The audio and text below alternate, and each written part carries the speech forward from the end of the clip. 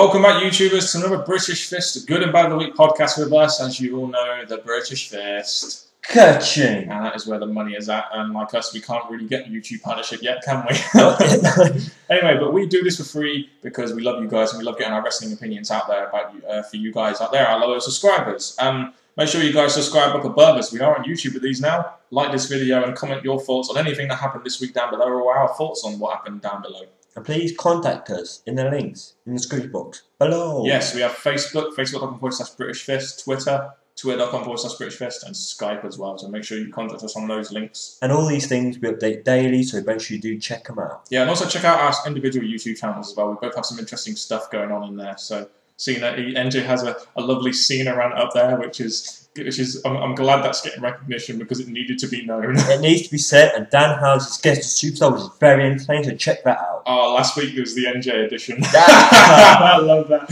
I can't believe we did that. That was such a very good. Anyway, yeah, so this week we're going to be discussing Raw, TNA, and SmackDown. I nearly forgot about that show then, probably because it's the B show. And the good thing about this is, for Raw and SmackDown is to follow on from SummerSlam, so let's just hope that they both lived up from what they should have done. Yeah, that's one thing that I was thinking about. Right, so I just want to start off, before we go into Raw, I just want to start off by saying, following on from SummerSlam, Raw, and I think Raw and TNA were very, I mean, in terms of the shows, were very good, very good shows. But then SmackDown, in my opinion, kind of let the week down. It's just kind of, I don't know, it may be a trend. Usually it's TNA or SmackDown, but this week it was SmackDown that kind of let it down for me. And I don't know, the week had so much momentum, and it could have been a very good week until Friday came along and SmackDown aired. That's true, because the good thing is, like, the problem I have with SmackDown quickly is that it's the end of the week. You're going to want to go into the weekend positive, and this SmackDown just didn't really do that for us. Yeah, and it's in this podcast, I really do want to reiterate my little term that I made. I was speaking to this about NJ earlier.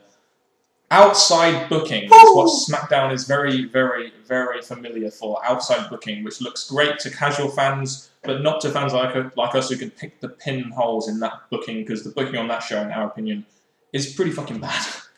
And like I said, obviously good and bad and stuff, but SmackDown really dreaded this week. Yeah, we usually dread it, to be honest. But at least it gives us a good chance to rant about things, and you know, it kind of gets our emotions out there and stuff. So, and it makes for a more entertaining review, in my opinion. That's very true. So get ready for the SmackDown at the end of this podcast. Oh yeah, make sure you check that one out. Right, so shall we go on to the Raw then? Yes. Let's go for it, Dan.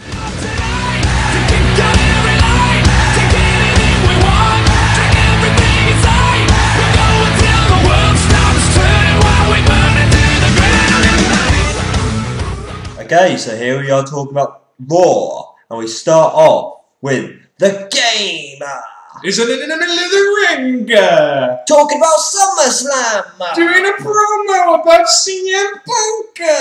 Yeah, so it's pretty good because he apologises for basically what happened that, you know, when Cena had his foot on the road, 1, 2, 3, and CM Punk's new champ. So yeah, he apologises all that. Alberto Rio, mate. And out comes Alberto Rio. Yeah. To be honest, Triple H did his thing. He had his like sort of 5 minutes where he was on the mic.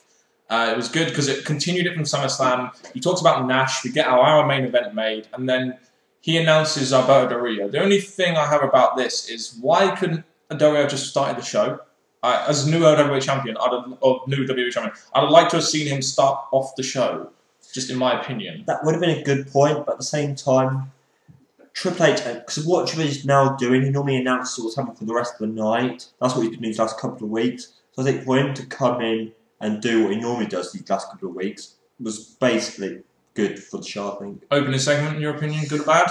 I think it got us the feeling of Raw. He explained the whole SummerSlam, because a lot of people were shocked with that bit of SummerSlam, so I'm going to say it was a good opening for Raw. Yeah, and we already had a main event made, even though Rey Mysterio was fucking injured, and everyone knows that. So we already had the main event made. It was good that Del Rio got his promo time. I didn't feel his promo was the best. I don't know what it is. I think Del Rio is getting real trouble getting heat at the moment. Like, he was talking about how he was going to be the people's champion. I'm just like, why are you doing this when you're a heel? You should be really hating being a good heel here. That's so true, but it's good he managed to save it by talking about his hatred for Rey Mysterio and how he's going to beat him and that. So I guess like his promo didn't get me hyped up about their match, but he did mention it, so I guess that was needed. But I feel Del Rio's promos again are maybe a tad bit repetitive, in my opinion. You could say it, because obviously it's the same thing every week. Yeah, he has his own catchphrase, the whole like my destiny and all that stuff. It's his destiny. And he's filled it now, and again, you say it's the same thing every week, so I'm thinking now if he's the champion in the title picture, maybe in time, once he's held it for a little while, it will change. But yeah, I'm just glad he's the new. I'm just glad we have a new World Heavyweight Champion. As much as I like CM Punk, I am becoming more and more of a fan of Alberto Del Rio more as he's got this title, and now I do hope that they make his title reign like a good one, not like one. I don't want to book him weak. I really wanted the main event really to establish Del Rio's title defense. Because the thing with Alberto Del Rio, we've said this before, he was meant to be the champ months ago, and something keeps stopping him from getting it. WWE were obviously very high on him as well, weren't they? That's very true. So I'm thinking, now you're giving him, yes, there's many complaints that you've made CM Punk, who become the WWE's undisputed champion, then to quickly lose it to Del Rio was kind of bad, but at the same time, Del Rio's the champ now, so I'm just saying that he needs to have a good title reign because it's been waiting for months for this to happen. Yep, and of course with Mexico around the corner, you kind of expected them to give him the title, just because it'll be his home country and they want to gain, revenues and they want to get fan interest going. So I kind of I half expected him to get the title around about this time anyway. The big hope I'm having about this is that his first title defense after Rey Mysterio is going to be with Cena. Oh, well, it seems like it that way, but we'll get onto that on the main event. Yeah, because he did have a match against Rey Mysterio tonight. We'll talk about that at the time. That was our main event of the evening, of course. But our next match was R-Truth versus John Morrison in a Falls Count Anywhere match. And you see this match on paper, and you just think to yourself, could this match not have been built to SummerSlam? You had last week, you had Truth pin Morrison clean, and you're sitting there thinking, why could this not have been built to the pay-per-view? To maybe have a Falls Count Anywhere, maybe have this match at the pay-per-view. People would actually want to see that, in my opinion.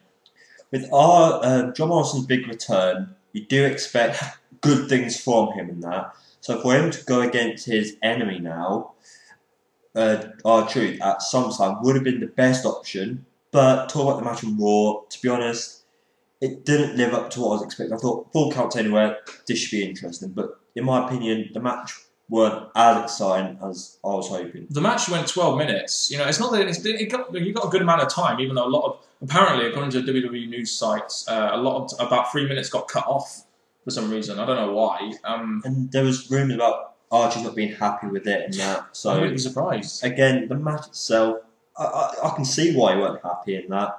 And there's the whole thing now, is this the end of their rivalry, or are they going to somehow manage to carry it on? Because, to be honest, they finished it at a Raw. I was hoping for a pay-per-view, so I kind of hope they do carry it on. Yeah, the match was pretty much dominated by R-Truth. A lot of it was on the outside. I expected more weapon and spot usage, but there wasn't really too much there. I guess maybe just because it's on Raw, they didn't really give it as much as they could have given it. But Truth dominates the match, and Morrison gets his first win since he returns, which kind of says to me the feud may be over. But it's good that Morrison finally gets a fucking win. Even though his win at Raw was a chair kick to the head, I just thought that was. It wasn't the best of finish. It was an innovative finish, but I don't think it's the kind of finish which could finish a Falls Count Anywhere match. No, when you think of John Morrison, especially before he left Raw, before his injury, you saw these great moves. The whole Elimination Chamber stuff, his flips and that, Royal Rumble things. You can see he's an entertaining wrestler, but since he came back, he's just not lived up to it. It just seems like WWE have kind of gone off and buried him, and I think that might be because of Melina. A lot of people blaming her, but I'm just thinking maybe they don't see John Morrison, because there's many times he could have got into the title picture, but just not putting him there. It seems like WWE at the time didn't really have too much faith in him. It's kind of like, they just didn't seem to have that much faith in him as a challenger. But I mean, times have changed since, and I guess he's now in the mid card. Hopefully he'll keep progressing there, because he is against a main event now. Yep. R-Truth, so hopefully they're going to continue this with John Morrison. Oh, is R-Truth a main eventer? Would you count him as a main eventer? Well, like a mid-card, maybe. Not really. He's main evented like once. Against Cena, but I'm thinking he's higher than John Morrison. I'll say that. I don't know. He's definitely. John Morrison. Yeah. Is that what you want to talk about? Falls Count Anywhere match, 12 minutes. Morrison gets the win.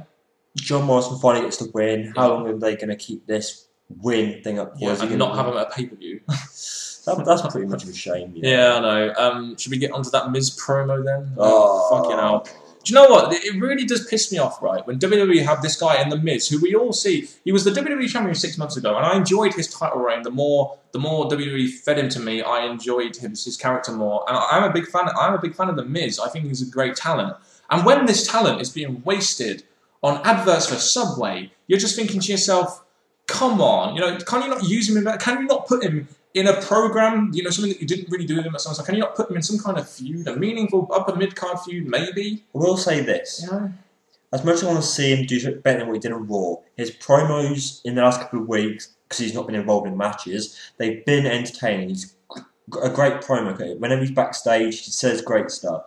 And the thing is, for him to talk about a sandwich on a wrestling show... Yeah, I know. And Subway doesn't really sponsor WWE much anymore. He did it very well though. He got me wanting a Subway, but instead we had garlic bread and pizza, so we kind of didn't really need a Subway, did we? No, I'm thinking, okay, what is there for Miz to do now? He's not going to be able to get in the top picture because there's this whole, as we were explaining later. And Ray's as well, so we can't feud with Ray.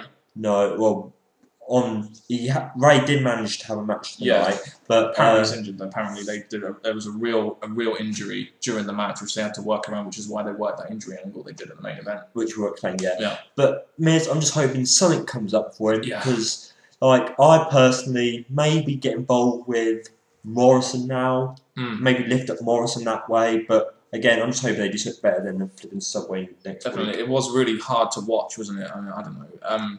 Should we move on to the Divas match then? Yeah. Okay. It's kind of hard to say because it's got to follow on from the SummerSlam match. It's got to follow on from that. Yeah. It's got to be as entertaining as that because it was on Raw. So again, it's got to get us thinking the great match we had at SummerSlam. What does Raw give us? Yeah. So Divas match then. And it was Kelly and Eve Torres versus the Bellas. I've seen this match before, haven't we? Yeah, it's a tag match, which is basically what WWE are good with Divas, because that's what they have most of. It wasn't terrible though, was it? I mean, it wasn't as bad as some of the tag matches they've had before. I think Kelly is improving a lot in the ring, in my opinion. But the match wasn't terrible. At least this is some match which can build a storyline. You have Kelly getting the pin, and then the Divas of Doom coming out afterwards. And it's one of those segments on Raw that you don't really get on SmackDown that often that actually helps develop a storyline going into the pay-per-view.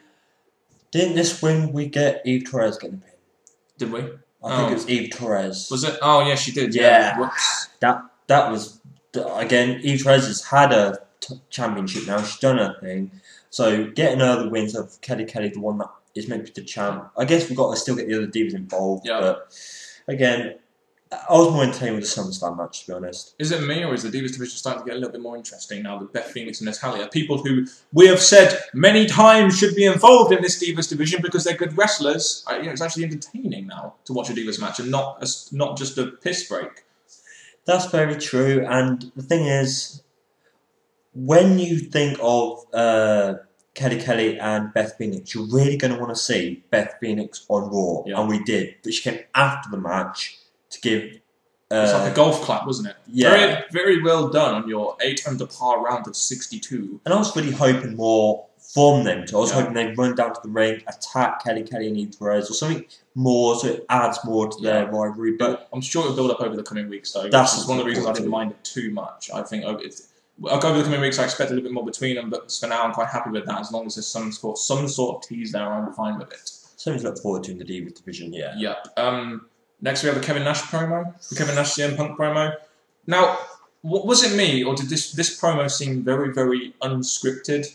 Because you had Kevin Nash on the mic, and he wasn't that good on the mic. It seemed like they didn't really give him a general consensus as to what to say. It seemed like they were just making him work it for himself, and it got a lot better when CM Punk come out, though.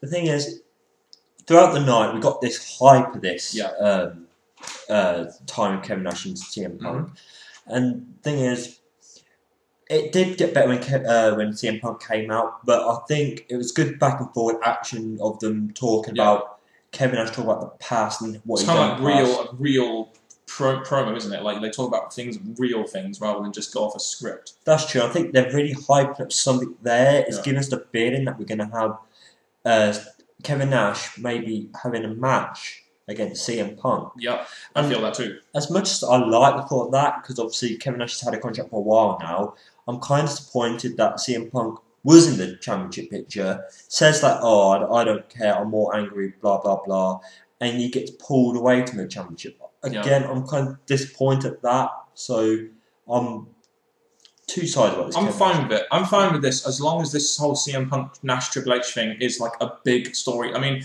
it's the biggest storyline on Raw, so I don't mind that being the case. Sometimes, you know, CM Punk isn't in the title picture anymore, it would seem, but if he's going to be involved in a feud which is higher than it, like a, you know, Take a Street kind of thing, or, you know, Michaels Hogan kind of thing, which is above a title, if he's going to be in that kind of feud, I don't really mind him being outside the title picture. As much as I want to agree with that, he just became the champion at one of WWE's biggest events, SummerSlam. He became the champion. I was thinking, you could have had a good run there with him being the champion.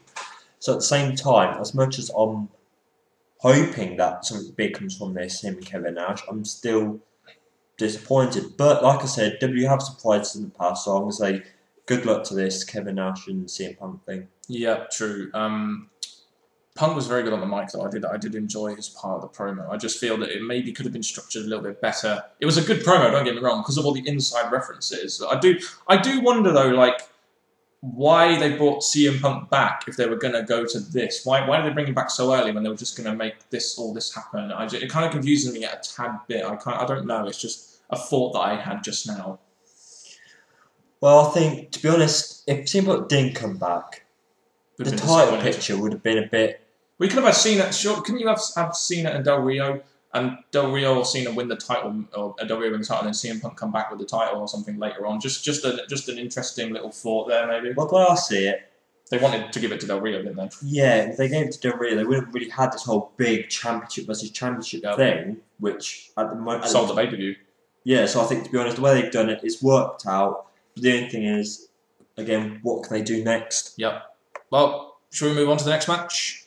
Seem to have talked a long time about that, haven't we? It was a big thing. It was, yeah. It was kind of hyped up through the night. We had the announced as the main event. We really wanted to see what Kevin Nash wanted to say. He got that. He was talking about this text thing, and it was a bit. I thought that was a little bit weak, but at the same time, you're there thinking, oh, Stephanie has been like there throughout Raw and SummerSlam. It's probably going to be her. Yeah, because Kevin Nash did have to explain himself, so I'm kind of glad that he's came and explained this. I got a text from someone saying to take out the winner. And CM Punk knew that it wouldn't have been Triple H. He worked out like that, so he's now wondering, who is it? Who is it? And I'm thinking, I thought straight away, Steph, get her involved in wrestling again, and why not have her get involved with this whole Punk thing? The quote of the night for me would be CM Punk getting his phone out and getting a text message saying, OMG, WTF, is Kevin Nash still alive?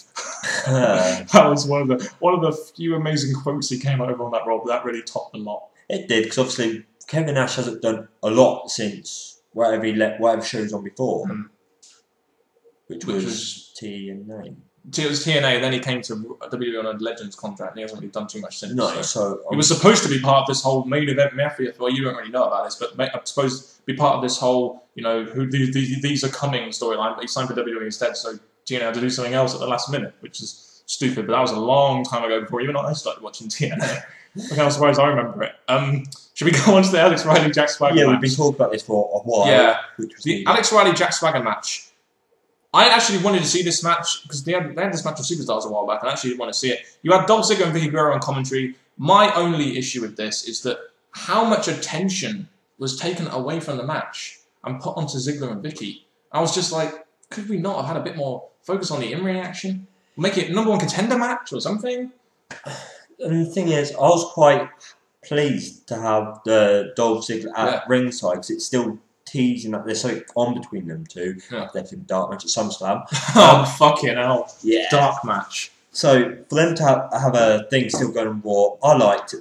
The only thing is that, yes, there was a lot of attention going on to Dolph and Vicky, but at the same time, their attention got a lot worse when it came to the screwing part of the match. Oh, Vicky Guerrero. Vicky out Dolph.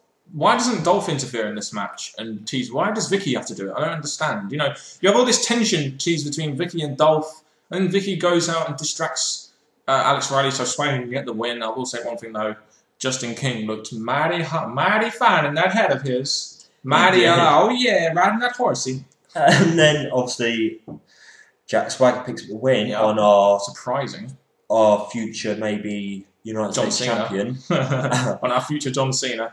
Maybe. And Alex Riley, again, I'm kind of pleased that they continue with this, but it's just that the match, again, it was an okay match to begin with. 4 minutes. Yeah, but in 4 minutes it was an okay match. Yeah, Alex Riley did look pretty good in it. It's just that, obviously, they're still getting Vicky involved and stuff. That's the only bad thing that Vicky goes for. At least I'll say one thing though. This segment teased something between Ziggler and A-Rai at Night Champions. Yeah, you get the feeling now that I know they're not going to announce it yet, but you get the feeling that Ziggler and A-Rai are going to have a match at Night Champions, which is going to be on the fucking card this time. Hopefully, maybe build up a feud between those two. It should be on the card because it's not champions. All championships on the line. So the United States champions could be on the line against. Probably have the Internet Championship as the dark match or something. I don't know, something stupid like that. Let's not mention Zack Ryder. Right. So next segment. We have Punk backstage with Steph. That was quite good, wasn't it? Which adds more to that whole wrestling stage. I know where that hand has been. Oh god, that was awful. No, that was on SummerSlam, wasn't it? Anyway, right, what do you want to go on to next? The tag match? That was interesting because it's definitely with the tag team division in the thoughts of slowly building up in the next couple of months. We needed something to keep us going for a while because we're not going to have Usos versus Mike McCuddy and David Tom. We're not going to have that week after week after week. So to bring in a temporary tag team for the time, which was Evan Bourne and Kofi Kingston, I thought this was a good match of Raw. I thought this was a good match, just because we have some tag team match in there, and I do feel Kofi and Evan Bourne are a good tag team. The reason why I like this a lot is because you have Evan Bourne and Kofi Kingston not really doing that much in the mid card. Recently, they've been jobbing a lot and stuff. So why not bring them down into the tag team division so that Nexus, fucking hell, their old name, so that McGillicuddy and Tonka have someone to face. Do you know what I mean? Maybe even develop this into some kind of feud with a story behind it. I mean, when was the last time we had a meaningful tag team championship storyline feud? And when you're going into Night of Champions, you might as well do it because it's going to be on the line.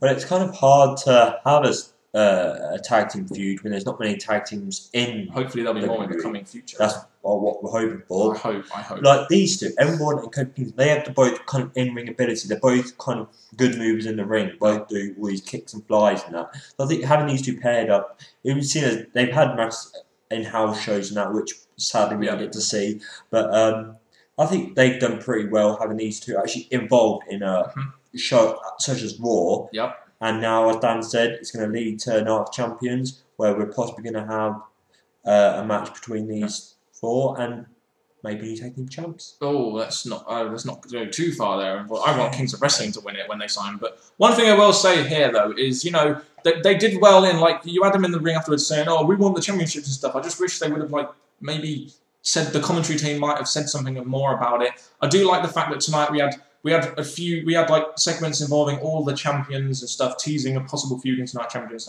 4 feuds there, which we could go into Night Champions. And it followed on with the main event as well, which was going. We'd already been set up from last week's Raw, so yeah, they did announce this main event, which was Alberto Del Rio versus Rey Mysterio for the WWE Championship. This match happened a year ago when Del Rio began in WWE? So there is a lot of story there, isn't there? The only trouble is you've seen this match a lot. At first, if let's say Alberto didn't cash in at SummerSlam, we would have had CM Punk, which we've seen that before. So either way, we were going to see a replay match. True, we were, weren't we? But basically, this one, well, it went on for a good amount of time. 13 minutes. For a main event, 13 minutes with Rey Mysterio, who's a great mover in the ring, even though there's that whole injury thing, which we'll get to later. He still put on a good match against Alberto. Yeah, the crowd were really, obviously it's in Rey's hometown, they were really into it. And what I liked about this match, not just the fact it went on for 30 minutes, it's what Del Rio needed to start off with his title reign, because I don't want Del Rio to be booked like a weak cheating champion. I want him to be booked so he beats people clean, because you really need to do this if you want to establish a guy like Del Rio. And although Del Rio didn't win it like he usually did with a cross arm breaker, he did it in a way which got himself heat, because it was just as Rey was about to finish the match, and he got the pin clean, which is exactly what he needs get his first title defense going away, so he looks like a strong champion. Even though he's a heel champion, you do expect him to cheat his way in winning. I think the way they've done this for his first title defense, it was just nicely done. Yep. But the thing about this match, the whole night, I'm saying the whole night in big capital letters, bold, underlined twice, all the fancy glitter and all that. We had Rey Mysterio, whole promos of him being the champion. It was his hometown, I guess. So. Yeah, so it hyped him up. But at the same time, they hyped him up for a match that was important because it was him having the title defense, but a match that he lost.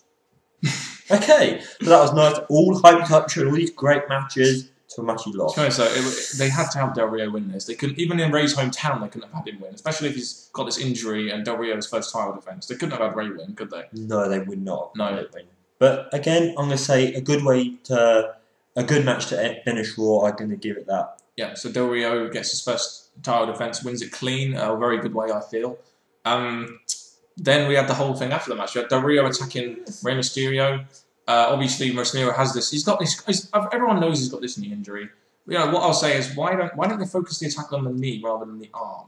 They could have done a leg submission move, but again, I think he's had this injury for years now. He needs a break. He'll need a break. So I'm thinking it'll come eventually. I'm thinking, but as we were saying, the end of the match is the thing that kind of gave us a follow-on hint to what Alberto could be doing next, which was Cena, really, wasn't it? Yeah, Cena basically come in and made the save and said back, Del Rio, oh, you won it, blah blah blah blah, and so basically we know we're going to get Punk and Cena, not Punk and Cena, we've already had that now. We're going to get Del Rio and Cena probably going as night champions, we'd imagine. A whole night of not seeing Cena, I'm going to give that a thumbs up. But he comes out and does his thing, which makes sense. He comes out and saves Rey, who's basically crying and pain to his leg and that. But again, it's hinted Cena's going to get back in the top pitch after being screwed at SummerSlam. He's facing Alberto Del Rio. I'm really hoping now, as Dan said, night champions, they're going to face off. This should be a perfect time for the biggest, I don't really want to be saying this, but the biggest star in WWE actually put Alberto Del Rio over and make him look a lot stronger. Yeah, and we had the whole night about Cena, like NJ said. He does what guys like Hulk Hogan, people like that do best, and that is come out at the end and save the day and end the show, make one appearance. Should do that more often. Yep. Is that everything you want to say about Raw? Talked about it a lot of times. There's a lot to say. Grading. We graded a B, didn't we? I thought it was a solid show. Yeah, it was entertaining all the way through. It gave us, again, the main thing about this Raw, which WWE have done this not well with SummerSlam, they gave us a feeling and hype going to the next pay-per-view, which we need this, because obviously it's not the biggest event, which is just Night of Champions, but all the champions on the line, so it's got to be some importance. And every time match or title holder tonight was in a segment. Yeah, so that was good. It was needed. One thing I will say though, we did have for SummerSlam, we did have matches teased. We just didn't have them announced. That was the issue. We had them teased but not announced, and I just hope they don't make the same mistake with this pay-per-view. They've teased the feuds. Now give us matches. Announce the matches maybe 2, even 3 weeks ahead of time. Because the thing is, it's the first week after SummerSlam, so I'm guessing this is a good start. This Raw was a good start for the future weeks, Indeed. So we got beat from us. I thought it was quite good. So I think it was an entertaining Raw, and again, Raw shows have good and bad, but I'm saying that this show definitely had more good than bad. Indeed. The only bad I'm going to say was really the Miz promo. Booking of R-Truth Morrison was terrible. R-Truth Morrison. Yeah, basically. Oh, and the big thing. That's only a small thing, but it was a bit of a shame. Oh, Jack Swagger. Oh, we missed it. Jack Swagger's actually maybe going to get a new manager. Oh, Vicky Guerrero and Jack Swagger. If there was one person in the WWE that kind of needed a mouthpiece, it was him, because he can't speak his life. Sadly not. He's got a big listing that he had that promo back in... Yeah, not a fart, like I just demonstrated there. I was really bad at it. But overall, we enjoyed Raw. Yeah, so it was a good show. You ready to go into TNA then, NJ? Yeah, let's!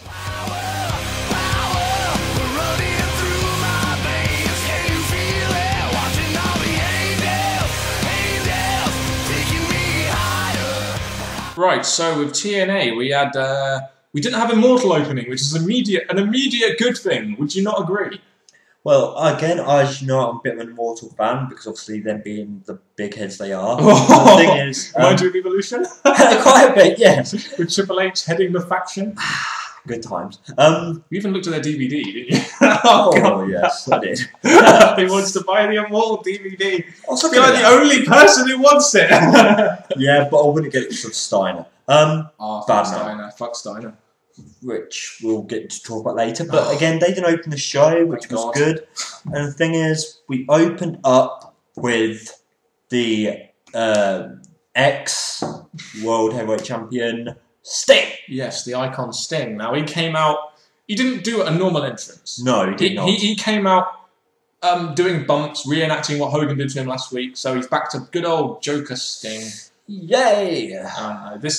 The thing is, right, this segment, I don't mind this opening segment, it's something different. It's just that you know it's all setting up Sting at Hogan at Bound for Glory. You know, that you just know that's going to happen. We did think that, like, he started calling out Hogan, so I thought, here's going to be a tease of what we're going to get. But instead, we got the Nature Boy, Ric Flair! Yep, so the Nature Boy Ric Flair makes his return on free TV.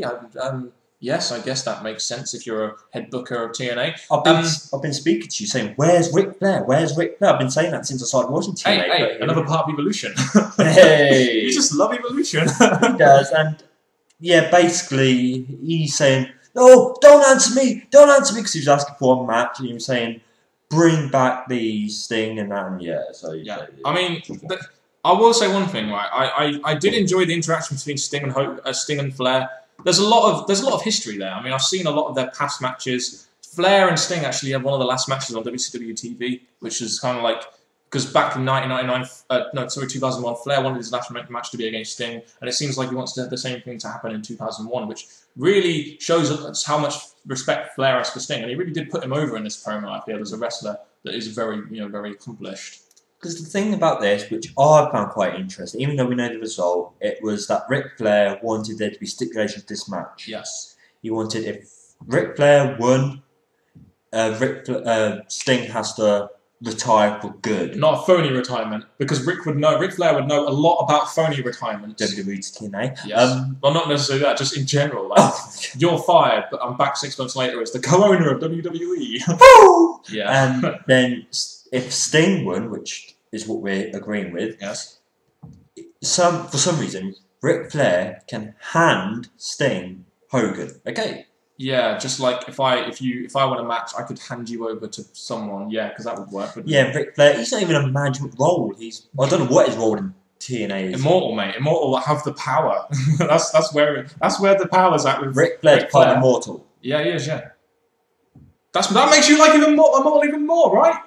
It would, but again, I thought, because I haven't seen Ric Flair in a while, so I'm not sure what to expect from him. But again, this promo, yeah, it was interesting because obviously it gave us a feeling for the future of Sting and Hogan, and a bit of what Flair's going to be doing in his return. The one thing I will say though is why is this match going to be at a pay-per-view? Because I feel if they do Flair and Sting at a pay-per-view, not only it will be on, people have to pay for it, which I'm guessing not many people will want to do unless they're WCW marks, but also, I want to know if it's going to be a pay-per-view. But if it's on free TV, there's a bit of a problem there. Well, let me put you on the spot here for a minute. Go on then, go on. What TNA pay-per-view is in 2 months' time? Bound for Glory. Okay, so next pay-per-view is No Surrender, which is going to be, as we're saying, Sting versus Ric Flair. Yes. So at Bound for Glory, which is a huge pay-per-view, I'm guessing. Yes. We're having a big match, which is Sting versus Hogan. So I think that does sound pretty decent, because Bound for Glory is, as we said, a big pay-per-view. Yeah, I wasn't saying it was bad. I was just saying that Flair, if they're going to do it at a pay-per-view, so it could help build to that match. Well, they've got 2 months, so I guess it does fit in nicely. Next pay-per-view, Sting and Rick. Yeah. Pay-per-view after Sting and Hogan. Just my problem is they haven't announced it. I really wish they probably would have announced it. Maybe in this promo they could have said, I want a match with you at No Surrender, or I want my next pay-per-view match, my last pay-per-view match to be against you, and have the stipulation there. And how long have they got until next pay-per-view? 2 weeks. So they've got 2 weeks to announce this match. Let's see if they can do it. But they'll do 2 recordings in 2 days, so I guess we'll be getting the spoilers ahead of time anyway. So I thought this was a good opener, just a different opener. So I enjoyed it. just not having Immortal come out was good for me. Yeah, but the thing is, they hyped up with a match that didn't even happen tonight. So I thought they normally have the opening promo is going to set the theme for the night. Yeah. Like, we'll probably have, let's say, Angle come out to hype up what he's going to do later. Yep. But again, this was okay, so I'm going to not complain about it too much. Yep. We then had a little bit of a backstage segment between Flair and Hogan. Old best of the buddies in W. No, they actually were mortal enemies in WCW, but best of buddies in the wrestling industry, getting back together, giving each other a hug, and all that fucking Ric Flair wants to do is party. And you have Hogan there saying, "Oh, what are you doing? Why are you feeling me out of plate?" You know, and he's like, Flair's like, "I got it, bro. I got it. I'm gonna beat Sting. You know? Take Sting out. Make sure he doesn't leave this arena alive." God. It's like, do I really believe that this old man can beat the other old man? However old Ric Flair is versus however old 70 or Sting something. I is. don't know how old he is. 65. So we're having 3 old men have some kind of thing going on. But okay. TNA love to use their old men, like people that were relevant back in 1997. No, 97. They're Or even 1990. still trying to relive it with all these big matches. But okay, but like I said, it was a funny segment, but it did waste a bit of time. It did. Again, it was I think it was the part was needed because you want to see how Hogan was taking the opening segment. But again, it could have been cut shorter. It definitely could have. I think, to be honest, maybe this contributed to this match being 1 minute, so it might be a good thing in general. Scott Steiner versus Devon in a BFG series match, a match that I really didn't really want to see. As I said in the review, Devon is gonna win. To be honest, the odds on Devon winning were very thin at the start, but they're getting better every fucking week because he keeps. Actually, he lost this match. Yeah, but I don't really care because this match went on for like a minute. Steiner won with his feet on the ropes, and this match was less about the Bound for Glory series and more about Samoa Joe coming out and kicking Devon's ass, and then Pope coming down and.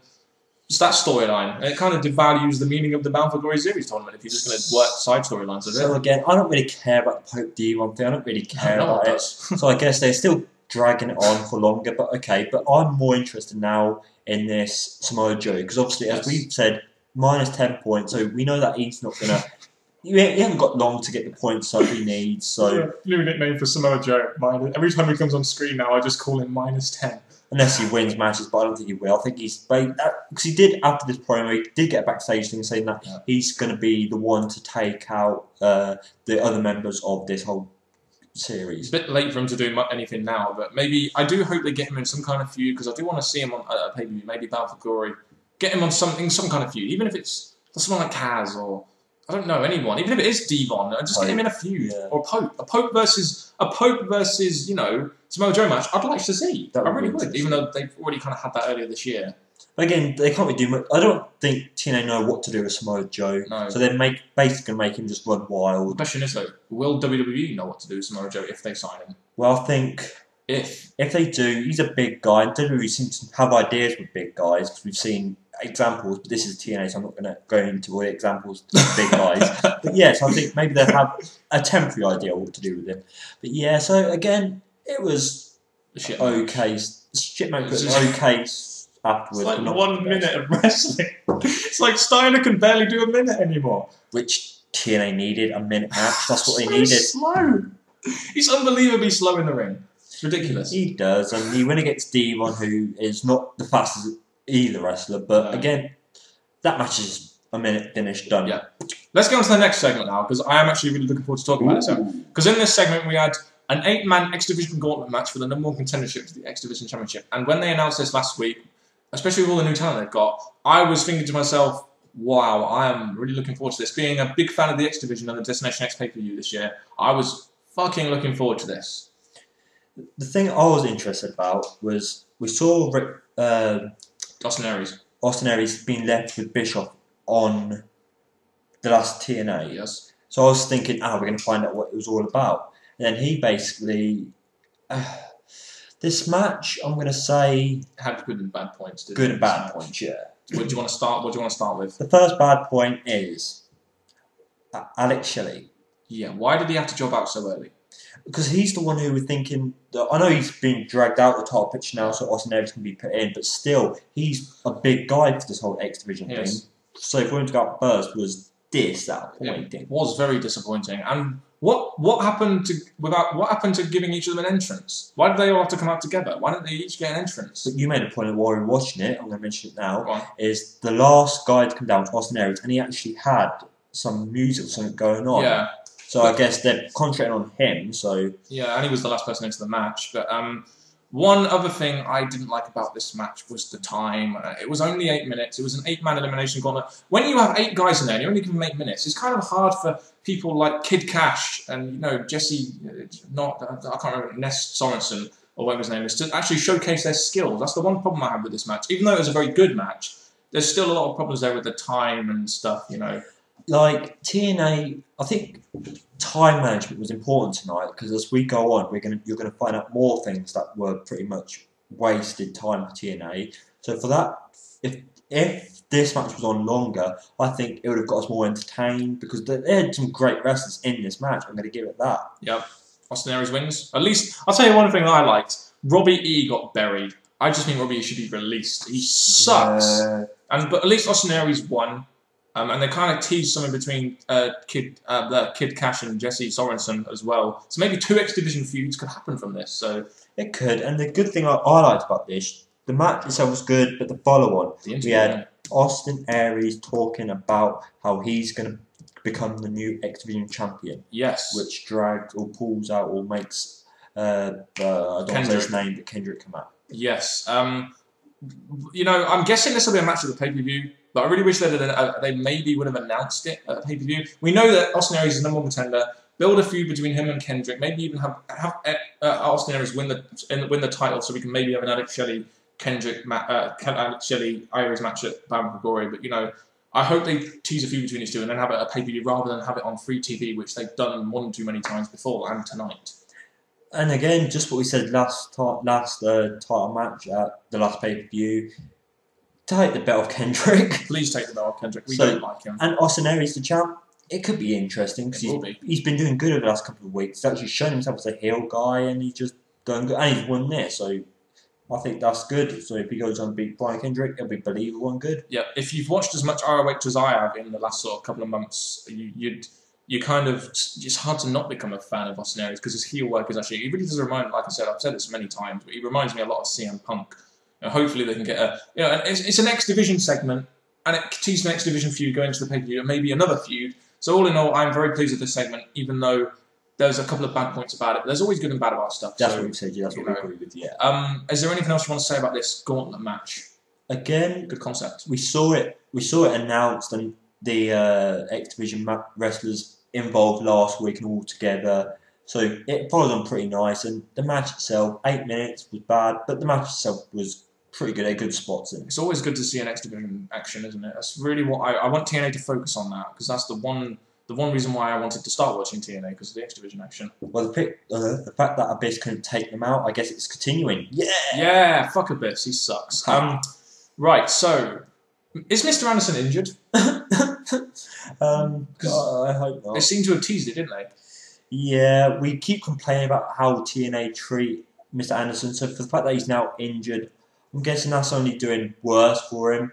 And I'm hoping that he does come back soon because obviously he was a great part of TNA, so his injury just sucks for me. Us with the British Fist, we love Mr. Anderson. Please bring him back. Please. Soon, because obviously it'll be good to see him again at pay-per-view, but obviously he has no feud going at the moment. TNA, we're putting out a plea from the British Fist. Please bring back Mr. Anderson and put him in that title picture again and put him in some kind of prominent feud which doesn't involve Immortal, because we don't want to see him get buried. He's a favourite here with the British Fist. He is, and I'm thinking, again, when I started watching TNA, he was actually in the title picture. I thought, oh, great, this is good, go Mr. Anderson. And now, as soon as he loses it, you don't know what to do with him. Exactly, he's just gone so much downhill. And they've changed his character from heel to face, so many fucking times. So keep him as a face now, clear off. But the bad thing is, for this TNA, he was injured, so that's the fault I have with this. A week where Mr. Anderson isn't on my TV screen is always a bad week. Right, next, a bit more positive, because next we had a knockouts match, which was very good. Mainly because it got some time. We had a lot of time for this match. As we've said in our review, it had a pay-per-view feel into it, just because of the length and how well these two performed. Mickie James versus ODB. Whenever you have Mickie James in the ring, you always know she's going to put on a good match. This is one of the very rare people in TNA that actually is over with the crowd and doesn't need canned heat. No, like Mickey James is like the number one contender. Yeah. So I'm thinking her to go up against someone as big in many different ways, ODB, and jobless. That's the point. She's actually jobless, but she's got involved in matches. So I guess she has got a job but no contract. But anyway, ODB again. She performed well in this match. She was the dominant diva, knockout, should I say. Keep thinking WWE there. she was just dominant, which is expected because it's always the heels look dominant and then the face end up getting a win at the end. Yeah, and the Mickey James got the win, of course, like we all probably know. My only issue with this is who is your knockout champion, NJ? That is Blondie. Are you sure it's not Winter? Yeah, that's her name. Yeah, we're Kate Lee Burchill. Why is it that we haven't seen her in a ring for 2 weeks since she won her title? It's a bit of a point, really, isn't it? They had a backstage segment with her, but why can't they have her in the ring or a promo in the ring or something? Yeah, because if she actually got involved in this, it would have teased more. I know they've still got 2 weeks, they could tease it later, but again, you do expect more tease and more build-up as soon as possible, really. Yep. So, yeah, she should have had a match tonight. Looks like they can have her match with No Surrender, though, so... I can't complain. Just needs to be announced, I guess. Yeah, it would. It would need to be announced as soon as possible. Give someone a mic and announce this damn match, even if it's on commentary. Right, next match then, the Bound for Glory Series match between RVD and AJ Styles. And looking at this on paper, you're thinking to yourself, wow, this could be a very good match. AJ Styles, a guy who can work in the ring with anyone, versus RVD, who's a very good in-ring talent. I was thinking this would be a good match, and it kind of was. Rob Van Dam's chance to put AJ a bit more over, because Rob Van Dam's had all his big moments now, so it's time for him to actually put someone over and help AJ out. He's been losing recently. Yes, and AJ wins this match. No trouble is, it was by disqualification. And he just and Jerry Lynn comes in, and this was a very good match for the 5 minutes it got. It's just that, why are they going with this whole Jerry Lynn route? I mean, I understand Rob Van Dam and Jerry Lynn have had good matches. They had a good match at Destination X, but why are they doing this again? I just don't know. Again, I think this match could have been better if Jerry Lynn did not get involved. Yeah. But again, I guess they're teasing, because Rob Van Dam doesn't really have much to do. It's true. I know he's in the whole series. Yeah, so he actually has involvement, but again, I just think this whole Jerry Lynn thing is just sucking for the whole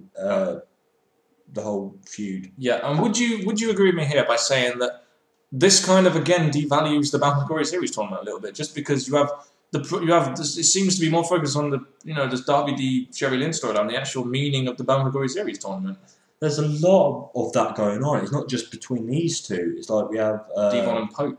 We have Christopher Daniels and a bit of AJ going. So again, they've really taken the value, as you said, out of this whole Bound for Glory series. But again, I guess they've got to start teasing other things. So when the Bound for Glory thing finishes, they have other feuds still going on. Yeah, I guess I understand that. So I just really wish they'd saved that till maybe after or just closer to. I don't know. Just kind of a point I thought I'd make. Yeah. Okay. This backstage segment between Flair and Sting. Why have TNA done this Why have TNA done this like that night? Why couldn't they have built towards this and maybe had a match at the pay-per-view? Just wondering. Well, going back to the entertaining segment between Hogan and Flair, he did say take him out tonight, so I guess they needed a follow-on. So I guess this getting Flair involved 3 times in the night, I guess I think it was alright. Yeah, I mean they didn't touch each other. Flair and Sting didn't touch. It kind of does signal to me they might be having this match at pay-per-view, but I wouldn't be surprised if they had it on free fucking TV. Sting beats on Gunner.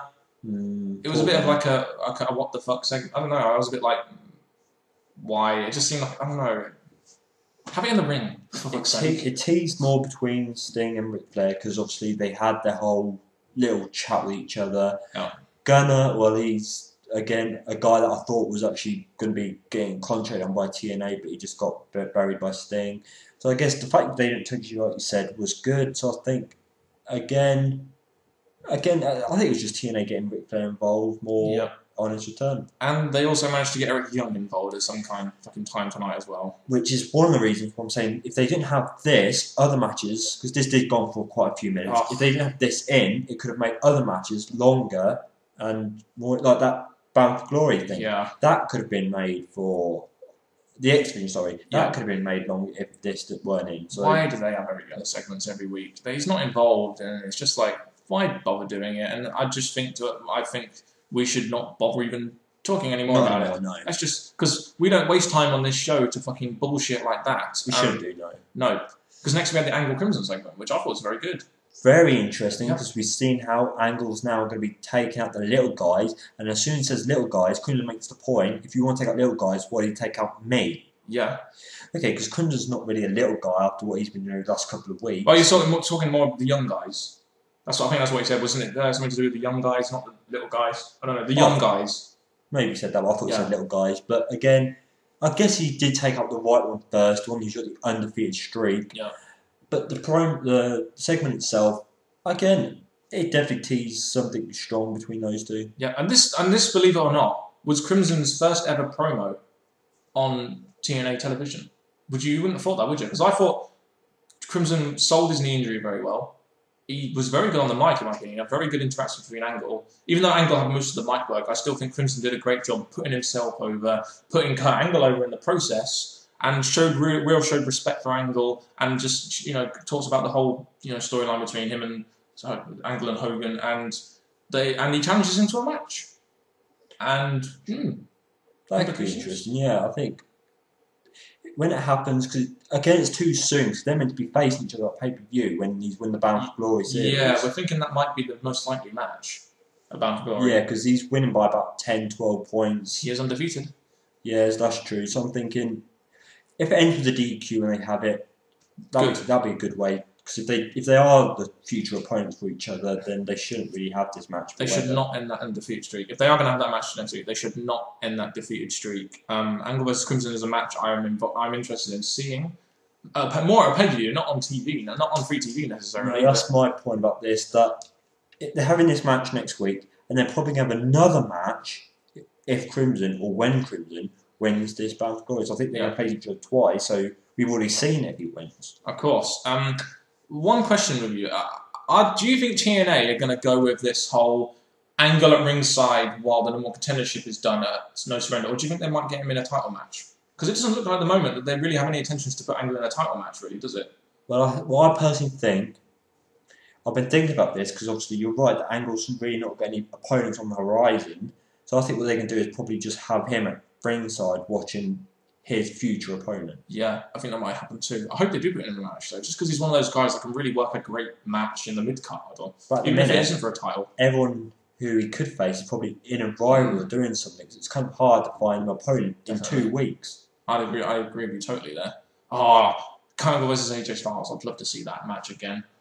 That's true, but at the time AJ's going to be involved, or he might have lost, but I think they're teasing more of AJ and Christopher Daniels. Yeah, they are. So God. There's many things going, but it looks like Angle might not be having a match at a pay-per-view. Yes. Main event time, eh? Here we go. Jeremy Borash's time on the mic with his head slightly tilted to the right. Mexican America versus Beer Money for the tag team championships, and Jeff Jarrett. I think that just pretty much sums up this segment, doesn't it? Freaking Jarrett. How much of Jeff Jarrett do we need shoved down our fucking asses? And in some contrast, the great match between Beer Money, which we really want to be seeing, and their opponents, the Mexican Americans. Yep. You heard a lot from Jeff Jarrett, and the camera kept going to them. So and Karen Jarrett. Karen, but don't worry about her. Yes, I think they concentrated too much on someone that weren't even in the match too much. Yeah. My issue with this match, there's a lot of fucking issues I have with this. I'm not going to complain about the match. If you were going to have Mexican America win the titles, it shows how big Jeff Jarrett's ego is when he's one of the head bookers, I believe. And instead of changing it at fucking pay-per-view where people are going to have to pay for it, he instead changes the belts on free TV and has himself head the fucking Mexican American faction, it would seem. It just shows how big Jeff Jarrett's fucking ego is and how much he doesn't really care about drawing money. He just wants to draw himself in that main event. Because this wouldn't usually be a main event, would it? But it's made a main event by the fact that Jeff fucking Jarrett is in it. It was kind of disappointing because, I'll say it now, I was going to say it at the end, but Angle and Crimson segment, that would have been a great finish because the way they spoke and the way they explained, that would have been a good finish. But they wanted Jeff Jarrett to finish them. I don't know why. It really doesn't do well. It gives you a really sour. I mean, a very good impact, I thought, but the ending was really. I didn't want to. Even though I knew it was going to happen, it still sucked. I hated it. Just Jeff Jarrett, and it's just like fuck off. God's sake. Again, Jeff Jarrett is. Because he's back now, I guess he's going to go back to the old days when he kept getting involved every week. In pointless segments. Pretty much. Also, Beer Money have had the titles now for about 6 months. This is how they're going to lose it. It just doesn't do it justice, really, does it? Who else could have they lost it to? Because the other tag teams are pretty much going. No, I mean the way they did it with Jeff Jarrett. Have them lose it at a pay-per-view. Not like this. I just hate the way they've done this. And Beer Money being TNA's biggest tag team, you are right. For them to lose their championship at just an all show, it was kind of disappointing, especially for Beer Money. Yeah, definitely. Maybe I think these two will go on a singles push now, if I'm really honest, but who knows what they're going to do with that. But overall, even though the main event was really bad, I still thought TNA was very good. I was actually entertained by it. We had some good matches in there, a very good segment between Angle and Crimson. I gave it a B. I think it deserved a B, maybe B- because of that main event. We had a good opener, a good XTV match which we both look forward to. The Knockout got entertaining matches. There are some parts of TNA I think they could have taken out to fill up more time other places. Angle and Crimson, we both really enjoyed that, so I think that was a great part of TNA. And the main event was only the letdown. We hope a lot from Beer Money just because of how great they are. Yes, and because they're favourites of ours. They are favourites. Right. One thing I want to address here, right, is we gave Impact and Raw both a B, but which show was better? Because I still feel it was Raw. Raw all the way, because I think the way they leads up to our actual thoughts, but I think Raw was better than TNA for reasons. Yeah, we'll go on to that in our Raw thoughts then, I guess, shall we? Yeah, we'll save that for the main event, brother. That's very good. Yep. Should we go on to SmackDown then? Yeah, why not?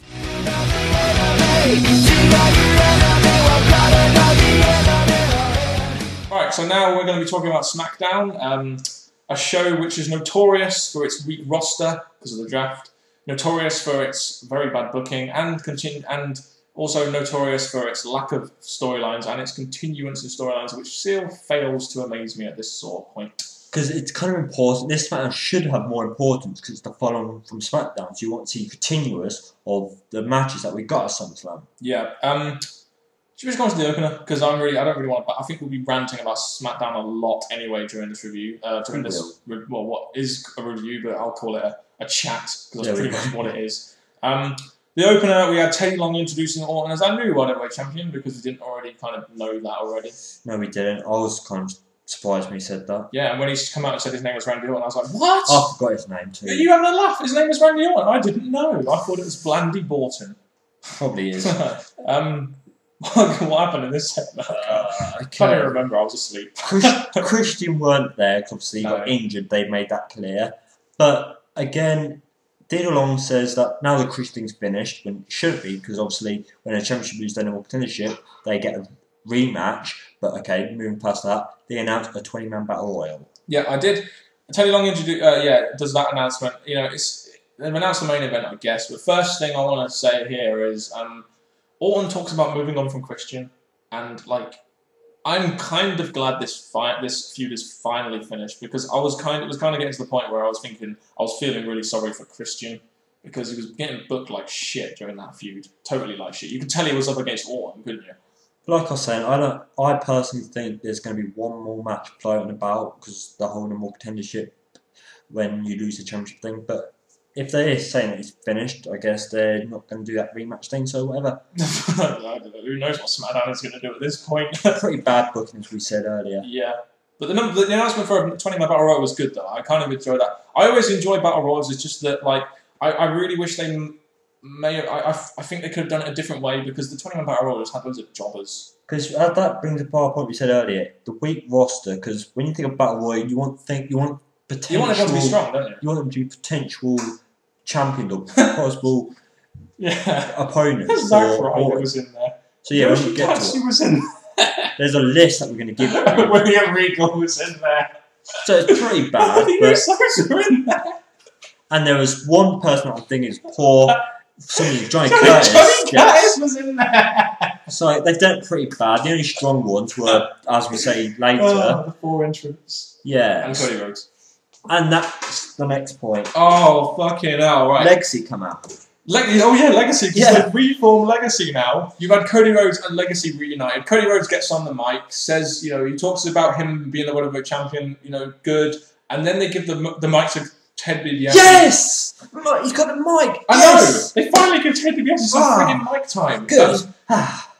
But then Orton RKO's in. What the hell? I know. What do they think they're going to accomplish by having Orton RKO Ted DiBiase? Why are they continuously doing this? They've had him do it to Drew McIntyre, to Alex Riley on that draft SmackDown. Why are they doing it now to DiBiase? It's just so fucking stupid. Ted DiBiase has had a lot of bad things done to him since, WrestleMania 26? Yeah, basically since then. And I'm thinking now, for the biggest guy on SmackDown to RKO you when you're trying to say something, just ridiculous. Very Ted Moore. But again, I don't think Ted's going to go anywhere just yet. So I still hope they do that whole Ted Cody thing. They may make Ted turn face on Cody, maybe. Well, they haven't teased it yet, but not properly. But maybe they will go on to it eventually. Learn from Alex Riley and Miz. That's all I would say. We get the announcement of Cody's going to be in a match with Ezekiel Jackson for the Intercontinental Championship. A match which we didn't get at the pay-per-view. No, but again, this match is going to be eventually because there's a whole rematch thing I've been talking about. Yes. So Zeke gets his rematch. I just don't get why you had. I mean, this was the Intercontinental title. You had a match on last week's SmackDown, a pay-per-view in between, and a match on this week's SmackDown. And I was sitting there thinking, why don't you build this match to a pay-per-view? Have the title change hands at a pay-per-view, which people have to pay to see. Have the rematch maybe on SmackDown like they did this week. And it just seems they've gone about this really badly, and I couldn't. And because of that, I can't care about this match. I really can't. I don't even like Ezekiel Jackson anymore. I do like Cody Rhodes as the champion because I do believe he can be a very good champion. I just don't like Ezekiel. I want him to get out of that fucking Intercontinental Championship picture. The only thing I'll say about this match quickly is Cody Rhodes won without Ted DiBiase. Yeah, he won it clean, which is good because they need to end this now. I think get someone else in there. Ezekiel Jackson obviously isn't over as much as a face as they thought he would be. He doesn't get that much reaction from the crowd. No, because since he started with wrestling, he's been seen as a heel. Yes. So for him to turn face, it's kind of a quick moving thing, and it hasn't really worked out well for them. Yeah, I do hope they put some more impetus on the Intercontinental Championship now. Now they do have Cody Rhodes, because I do feel like Cody Rhodes is the kind of guy that needs the Intercontinental Championship because he needs to sort of have that mid-card belt before he goes into the World Heavyweight Championship at a possible future date. So I do hope they validate him using this Intercontinental Championship rather than just have it as a prop like they give to most guys like Wade, Kim Barrett. It would have been like we all expect for people who are going to be possible in the main event. They need a mid-card belt to give them a push. But it didn't really work out well for Wade. No. The thing about Cody, before we move on, is that Cody's the Intercontinental champ. He's had a match, but he's one that's going to be in the main event. Yeah, he was. I mean, to be honest, SmackDown couldn't really afford to not put him in there because they don't have a very good roster. Just going on that for a minute. Yeah. Instead of having a battle royal, why don't they just have like a 4-man number one contendership match or something? With 4 possible title contenders. Don't even need to include Cody in there. Which the 4 will explain at the main event. Yeah. We had the 4 basically there for us. Yeah. But yeah. I just wonder where they're going to go now with Cody Rhodes as the champion. Like, I'm really interested to see what face they're going to put up against him now. Because I think they've stopped with Ezekiel Jackson. They're going to stop with Ezekiel Jackson now, surely. They could do contender matches and make possible interesting matches. Justin Gabriel, as we said earlier, maybe Ted DiBiase could have that split with them. Yep. But so there's possible opponents there for him. Yep. We'll just have to tune in next week to find out. Yeah, so this match really wasn't that good, I didn't think. And the booking behind this is terrible. And it was given only 3.5 minutes, which was a short match for a championship match. But again, it wasn't the best matches, so I'm not going to complain too much. Yeah, I will, but that's just because I'm a nitpicker. So, next segment though, we had a vignette showing Justin Gabriel as a face, which is important because WWE need to get this thing over that he is now a face. And he's just been on this tour of South Africa, blah, blah, blah, blah, blah. Justin Gabriel versus Tyson Kidd. Interesting match. A match which I thought would be very... Because you know these two are great in-ring workers. Tyson Kidd is very underrated in that sense that he is a great in-ring worker and can really do well with a guy like Justin Gabriel. What do you know? What are your thoughts on this? I just want to know your immediate thoughts on these two being in some kind of program or the match itself. Again, just to get Justin Gabriel back in the swing of things because of his little disappearance and that. Yeah. I'm thinking that this match was a good welcome back match. Mm-hmm. It showed Justin Gabriel's skill again. Again, it was another shortest match, only got 4.5 minutes. And I'm going to say it did good for Justin Gabriel. I'm going to give him that. Yeah. I just really, it goes with my thing. Like, SmackDown really need to develop some. Why don't SmackDown take guys like Justin Gabriel and Tyson Kidd and put them in some kind of program? You know, maybe a feud, or get Justin Gabriel in that mid-card title feud. Or the one thing that I did note from this match when I watched SmackDown again for the second time was that Justin Gabriel didn't get that good of a reaction, which really surprised me. I thought on his return people would be really into him, but they didn't really seem that, not as big a reaction as I expected, in my opinion. No, with Justin Gabriel, when he was in the court and Nexus, he actually did make a name for himself. He was actually someone that we thought, oh, he could be someone to watch out for. As a face. So I think, as a face now, so I think with now he's on his own and that, we do hope that the crowd picked up on a good vibe from him, which, as Dan said, he didn't really seem to be noticed. During this match, I was really thinking to myself, you know, this is just another one of SmackDown's randomly thrown matches thrown together that don't really have too much of a storyline to it. Why can't WWE try, especially on SmackDown, try and put impetus on a storyline or a feud? I mean, even if it's between these two, at least it's a mid-card, maybe undercard feud which can be prominently featured every week, so you can get Justin Gabriel and Tyson Kidd on TV. Well, the way I see it, Tyson Kidd's just a jobber now, so he'll be just dotting around now and again. But Justin Gabriel, as we were saying earlier, Cody Rhodes is going to start to need opponents. Yes. He's going to start to need one. And Justin Gabriel, he's been the tag, so we know he is in the title areas. So for him to become an intercontinental opponent, I think it'd be good for him. So I say go with that. Yeah, and it's just another example to me of SmackDown having given us some, you know, decent wrestling, but not giving us much storyline. It's hard to really care about it too much when that kind of happens, isn't it, on SmackDown? It happens a lot. It does, but all I'm saying, the positive thing about this, because we said a lot of negative, is that Justin Gabriel's won his welcome back match, which is good, because sadly on Raw it didn't happen for a particular wrestler. Who was that? John Morrison. Oh, for fuck's sake. So, but I'm glad and on SmackDown too. Didn't have him win on SmackDown either. Oh no, but I'm glad they've made Justin Gabriel win his welcome back match. Yeah, I think Justin Gabriel is a guy that definitely WWE need to try and give a push maybe in the mid-card division. So to look forward to in the next couple of weeks. Yeah, get someone new in there, that'd be good. Next we had Del Rio and Daniel Bryan. Del Rio does like a 5-minute promo. I guess this is good TV exposure for him. Now he's the new WWE champion. He kind of needs that TV exposure. Pretty much does like this very similar promo as to what he did on Raw. For him to come on SmackDown, to be honest, Theodore on bringing him onto the show. Del Rio to come on SmackDown. Yeah, you say he needs TV time, but again, having the Raw in the mid card as well. So I don't think they really need Alberto to come. They could have had, instead of this, what we got, which was Del Rio versus Daniel Bryan, we could have had a Daniel Bryan segment, promo. Yeah, or even a match against someone like Heath Slater or someone, Yeah, or a jobber, or I don't know, anything. But like this match, again, I referred to it before, outside booking. It's like you get Del Rio versus Daniel Bryan. It's like people are going to say, yeah, it's going to be a great match. But hang on, Daniel Bryan versus Alberto Rio. We ever heard that before? Last week on SmackDown. Yeah. Because we've had it 2 weeks in a row. You've had Daniel Bryan now has had 3 losses in a row, and he's Money in the Bank winner, and you're thinking to yourself, WWE really done a great job in reinforcing the fact that they have trust in this guy to be a future main eventer and cashing this Money in the Bank at WrestleMania. That's the point. He made the whole point of cashing in at WrestleMania, so we want to start to believe that he's actually going to cash it in and win. So for him to have 3 losses in a row, possibly 4 if he does it next week, it's just not making us believe that he's actually going to do well coming up to WrestleMania. And why have him go against Del Rio? I don't understand why you need to put Del Rio in the mid-card just to beat Daniel Bryan. I just don't understand. Do you not? And Daniel Bryan isn't, again, he's just got off a match with Wade Barrett. What's happened to that? You know, why couldn't they have had this match end in DQ with Wade Barrett interfering or something, or just not have the match end clean? You know, develop a storyline there. Don't just give us random matches which aren't going to go anywhere after 1 week. Do you know what I mean? No, that's what I'm just thinking.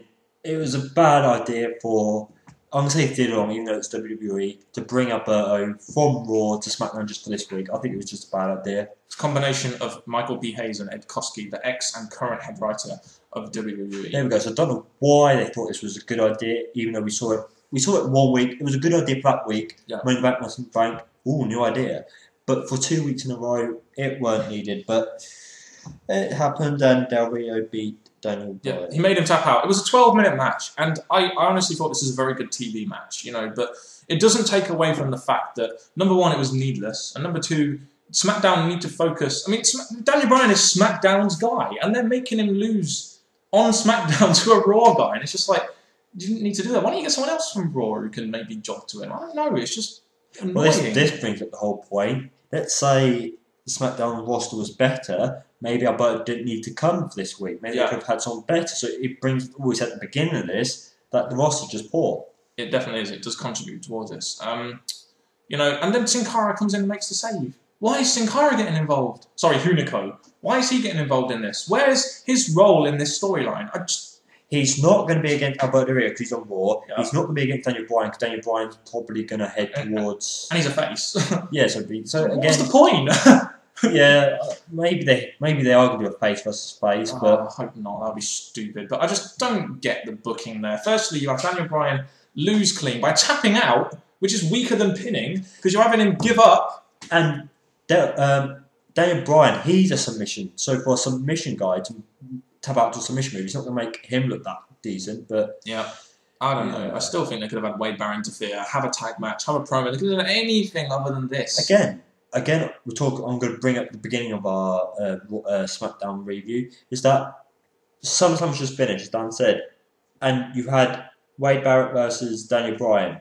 Daniel Bryan, he shouldn't be happy that he lost to Wade Barrett. No. So they could have had some tease of that here tonight, but instead, you have these two in the main event. Yeah, and it really does go, like we had Orton and Christian, a match at SummerSlam which hasn't been continued, it hasn't been finished, so to speak. You've had Sheamus and Mark Henry. They've had no interaction throughout this whole night, not even really in the Battle Royal. Where's the continuation of that? Wade Barrett and Daniel Bryan, again, you had no real, prominently featured promo with them or anything. And it just goes to show, they build up these matches to SummerSlam. And even though they've got matches there, they don't continue them. The storylines are just gone. It's just pointless shit. And they're just stuck in SmackDown in matches and with no point in their promos at all. They're not together or anything. No interaction. No, again, I'm kind of disappointed because with SummerSlam finished, you do expect there to be some continuance, especially with what was an interesting rivalry being Wade and Daniel Bryan. But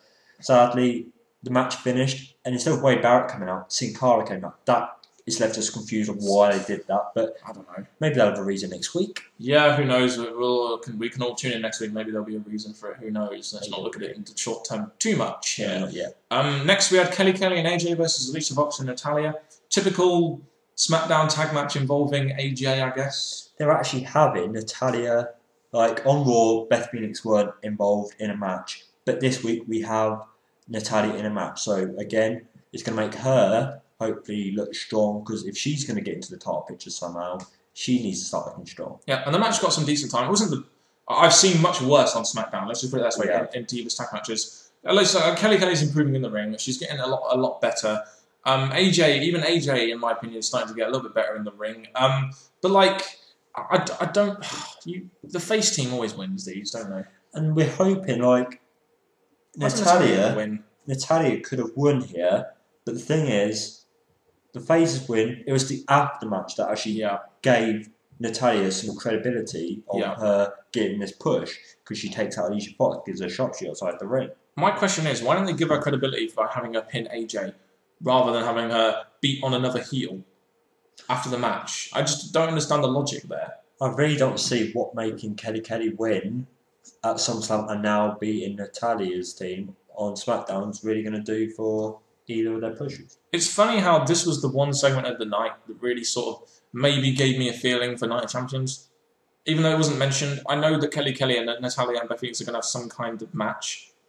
It'd be hard to have all three, because... No, I mean in either Kelly, either Beth Phoenix. It should be Beth Phoenix, because we didn't mention this, but it's in her hometown. It is, isn't it? Yeah. Let's hope they make a fucking win then, eh? That'd be great for Beth Phoenix winning her hometown, because they've done that with Divas in the past. They've had Trish doing one, they've had Lita doing it. So I think if they continue that and make Beth Phoenix win, It'll be good because obviously, yeah, we're seeing a replay of the match that we had at SummerSlam, but it's needed, I think. And Beth Phoenix needs to win that belt because I'd rather see the Divas of Doom dominate until Karma comes back than Kelly continue a title run. Even though she's very over with the crowd, I'd still rather see the Divas of Doom. Because Divas are mainly faces, as we've seen. So for the Divas of Doom to now get involved, I'm thinking it's definitely going to spark things up. And it's a shame that this match could have made Natalia look strong by having a win. They sadly didn't do that. Great name, Divas of Doom, though, isn't it? Very good name. Just what we needed in the Divas division to make it interesting.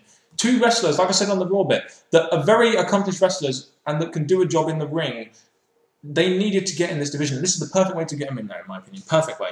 I love this whole Divas thing at the moment. I'm loving it too, and they're going against, even though they're going against someone that hasn't been the champion too long, someone that's not huge in the WWE. Yeah. So I'm thinking if it was against someone stronger, even though most of the Divas now, they're all pointless. But they are. So I guess this is the best they could do. Yeah. So should we go on to the main event then? 20-man battle royal. 20 men in that one. You had four guys got an entrance. Sin Cara, Sheamus, Mark Henry, and Wade Barrett. And guess who the last four were in this battle royal? Okay, Johnny Curtis. Yes.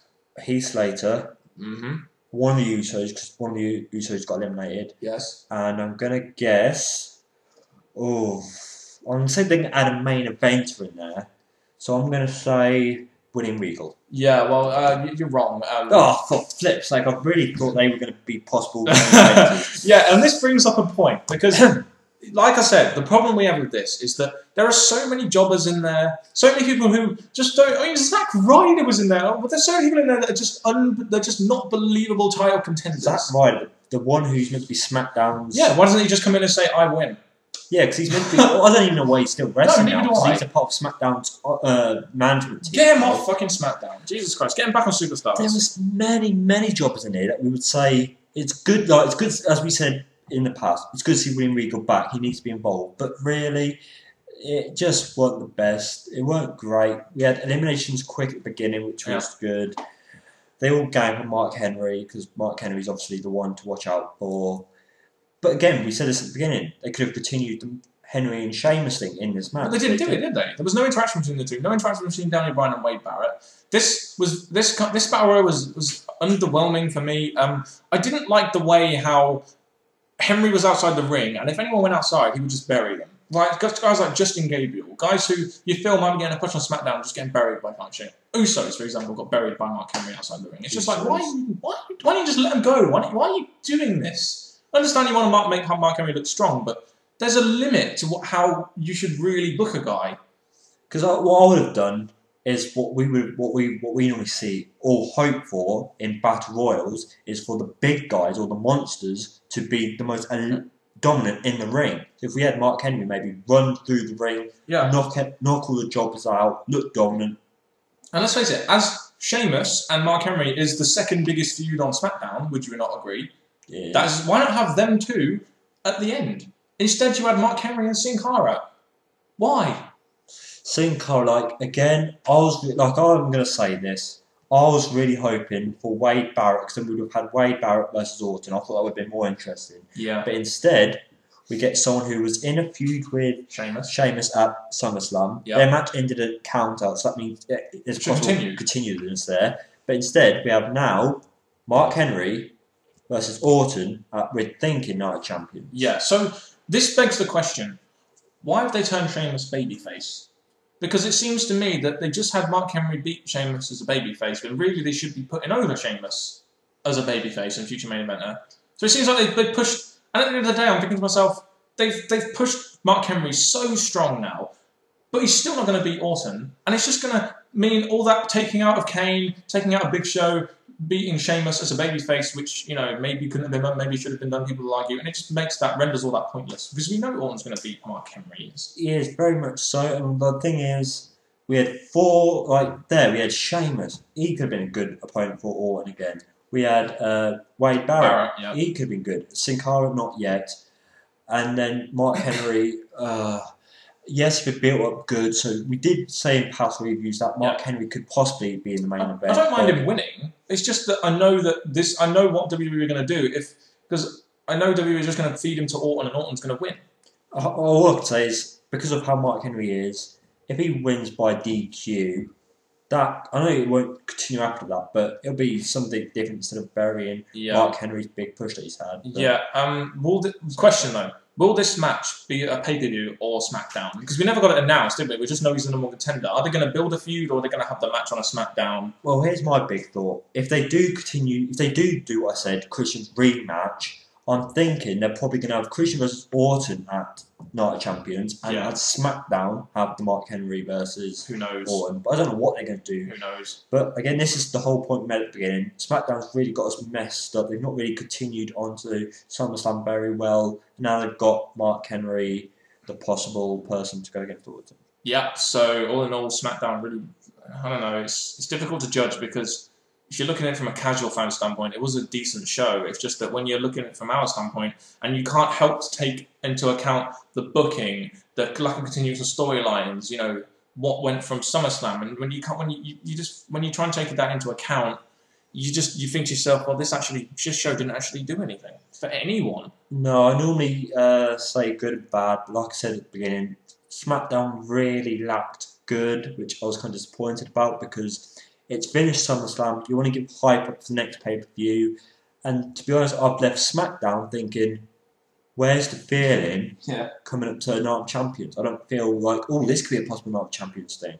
I don't. Not really. And SmackDown really do need to stop making random matches. Give the matches some meaning. Give the matches a storyline. And this is the problem I feel with WWE's current head writing, because all they're doing is writing the show on the day of it, and they don't have any long-term plans anymore, it wouldn't seem. It just seems like they're writing it on the day, thinking, oh yeah, let's do this, oh yeah, this, at the last day, and there's no longevity in the story, in the writing on SmackDown, is there really? No, and again, I watched Raw, SmackDown, just thinking that, okay, the matches they weren't bad matches. No, the spoilers looked quite good. Yeah, I was thinking, this match would be good, this match would be good, Justin Gabriel's match would be good. The booking shit. Yeah, I'm just thinking, my main problem, Dan gave us a list at the beginning, my main problem is the roster, because with a Battle Royal, we all love Battle Royals, and again, it was full of jobbers, so the result of who's going to be in the final was pretty simple. Yeah. So I can't really rate the main event quite high. Cody Rhodes, our Intercontinental Champion, got eliminated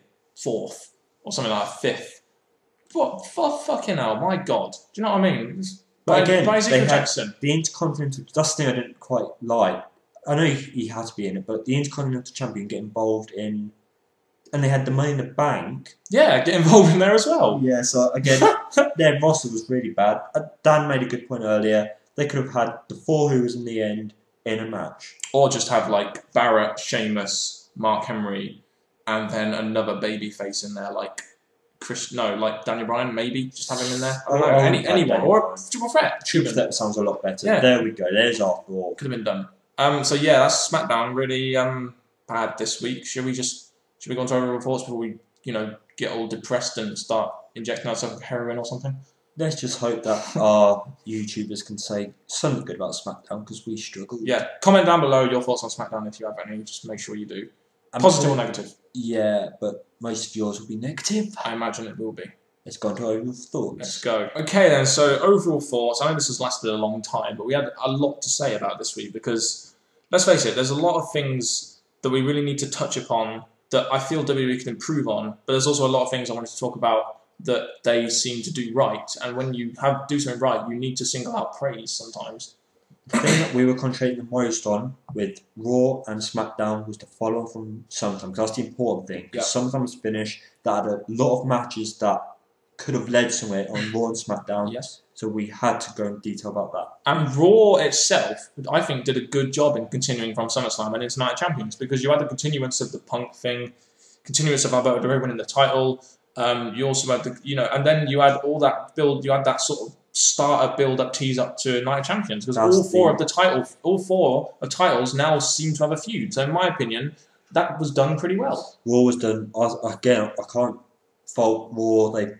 They followed on from SummerSlam. They gave us hype for the next pay per view. Yep. So I can say Raw was done great. Raw was the best show of the week, wasn't it? Yeah, despite the fact we graded it the same as TNA, it's still the best show of the week. Because TNA, talk about that kept us entertained throughout the night. But again, as you just heard, we said a lot of bad points about it, which was kind of disappointing because obviously TNA needs to start doing better now. Yeah, I mean, the one thing I think TNA need to do now is announce some matches for the next. I mean, we know they're going to have a couple of matches, but announce some matches for the next pay-per-view. We've got some feuds there that are sorted. Some of the matches on there were very good. X Division Gauntlet match. We got number one contender for the X Division, number one contender for the Knockouts Championship. Let's just get these matches announced onto the pay-per-view so we can have some build.